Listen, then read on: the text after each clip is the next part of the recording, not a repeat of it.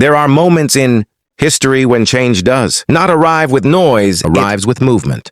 Silent, deliberate movement. For almost 2 decades, the abandoned brewery in Comsilga sat like a wounded monument by the roadside. People passed it every day without turning their heads. The walls had faded into a dull brown windows, cracked like forgotten. Memories and weeds wrapped themselves around the structure as if trying to reclaim it entirely. To most citizens of Ouagadougou, it was not a factory anymore. It was a reminder of what could have been. For years, nobody expected anything to return to that dead compound. Even former workers avoided speaking about it. But everything changed in early 2025. Before sunrise one morning, strange trucks rolled toward the site, slow, carrying equipment no one recognized. Days later, more trucks followed, then a small group of engineers, then security personnel. The once silent gates began opening at dawn and closing at midnight.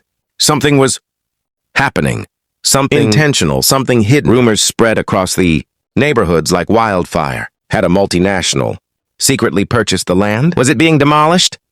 Was the government hiding something? No one had answers, and the activity inside was so discreet it only deepened the mystery. The factory that once symbolized failure now looked like a fortress guarding a new secret. Then came November 2025, the day the silence finally broke. Banners were raised at the entrance. Media teams gathered. Crowds arrived with curiosity and confusion. When President Ibrahim Traore stepped out of his vehicle, the whispers stopped instantly. Cameras turned. People held their breath. And then the announcement dropped like thunder. Burkina Faso had been reborn. A factory that had collapsed in 2008 had been fully rebuilt, modernized, and quietly prepared for a national comeback worth 17.9 billion CFA francs. But while the celebration echoed across the country, a bigger mystery began forming. If this revival is so extraordinary, then what exactly destroyed the brewery in the first place? Don't go anywhere. Part 2 reveals the fall. When the original Brafaso brewery opened in 2004, the excitement was electric. It was marketed as Burkina Faso's industrial pride, locally built, locally staffed, locally ambitious. The dream was bold, challenged the imported brands that dominated every festival, every bar, every evening gathering. At first, everything looked promising. Machines roared with new life, workers marched proudly, and distribution trucks rolled out with confidence. But inside the management offices, the story was the opposite. Financial cracks appeared early. Money was being spent faster than revenue came in. Purchases were made with no long-term planning. Leadership changed, frequently leaving the internal structure confused and unstable. While the factory floor looked productive, the administrative floor was drowning quietly. Debts stacked up like bricks. Suppliers waited months for payments, and the instability spread to every department. By 2008, the collapse became unstoppable. Salaries were delayed. Machinery broke down faster than repairs could be done. Suppliers cut ties. Finally, one morning, workers arrived to find the gates locked. No warnings, no announcements, no farewell. The dream simply vanished. For years, the abandoned structure became a symbol of embarrassment. Politicians avoided mentioning it.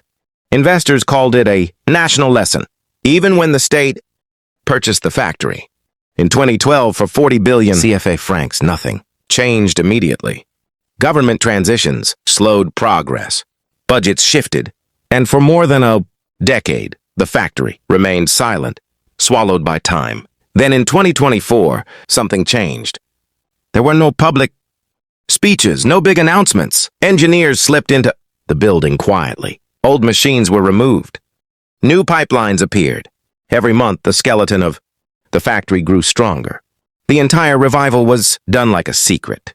Mission, methodical, strategic, disciplined. And by 2025, the factory that once symbolized national failure was now positioned to become one of Burkina Faso's most important industrial assets. But a factory is only as powerful as the market it enters. So how strong is the new SN? Brafaso, and what giants is it preparing to challenge?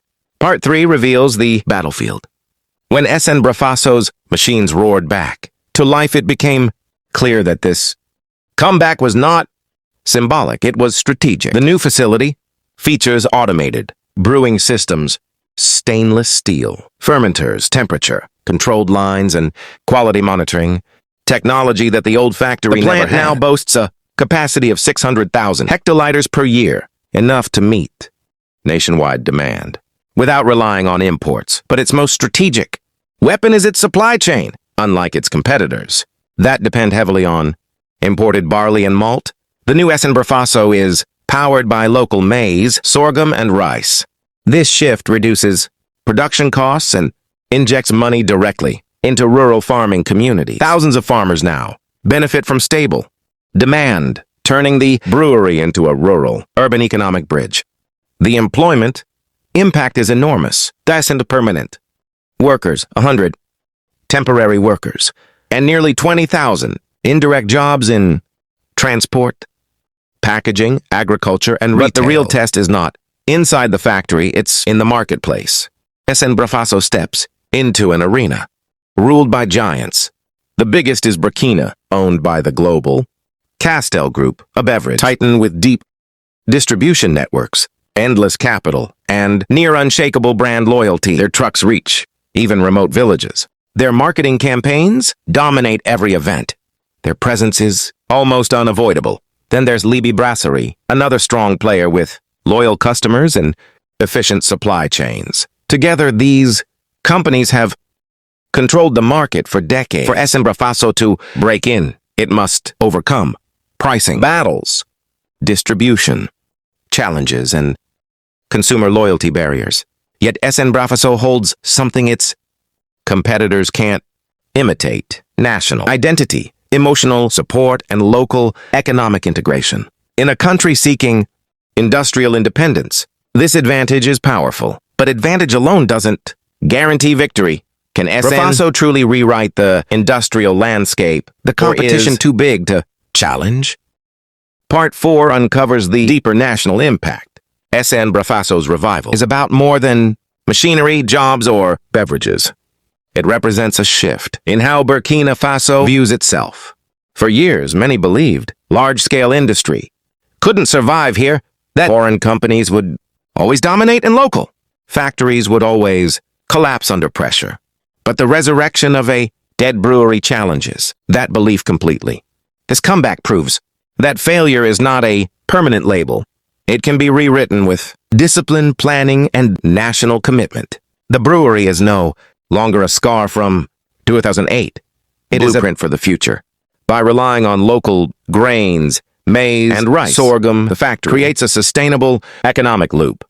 Instead of exporting raw crops and importing finished beverages, the value stays inside the country. Farmers become shareholders in the nation's industrial growth. The factory becomes an engine linking agriculture to manufacturing, something economists call value-added development, a key ingredient for national progress. Its success also restores public confidence. For years, citizens trusted imported brands more than local ones because local industrial failures were too common.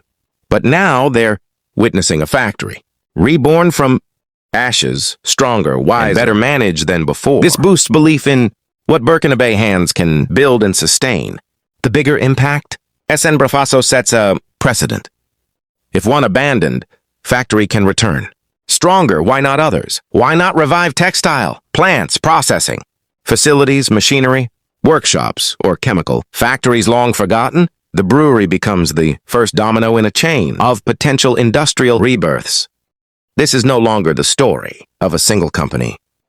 It is the story of a nation reclaiming its industrial identity one factory at a time. So the real question is, if Burkina Faso can resurrect one fallen industry, how far can its industrial revolution go? When every dormant factory wakes up, the future might be closer than we think. This is more than a story of Burkina Faso's industrial comeback. It is the rise of a new African chapter. And at Global Traore Network, we make sure these stories are seen, heard, and remembered. We reveal the truth behind the headlines, the strength behind the struggle and the pride behind every national revival. If you want to witness the real Africa building its future with its own hands, you're in the right place. This is Global Traore Network.